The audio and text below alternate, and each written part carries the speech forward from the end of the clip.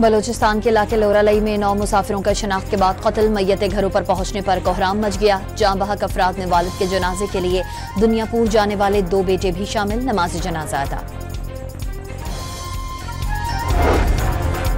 अदाकारा हुमैरा असगर की लाहौर के मॉडल टाउन कब्रिस्तान में तदफीन कर दी गई। नमाज जनाजा में अजीज़ो अकारिब और इलाका मकीनों की बड़ी तादाद ने शिरकत की। अदाकारा के घर वालों से इख्तलाफात नहीं थे, मर्जी से कराची में रह रही थी, अहले खाना का दावा।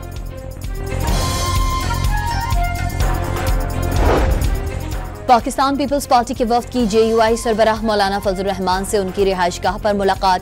खैबर पख्तूनख्वा के सेनेट इंतखाबात के हवाले से मुशावरत। और भारत ने ढाका में शेड्यूल एशियन क्रिकेट काउंसिल के सालाना इजलास का मकाम तब्दील करने के लिए दबाव डालना शुरू कर दिया।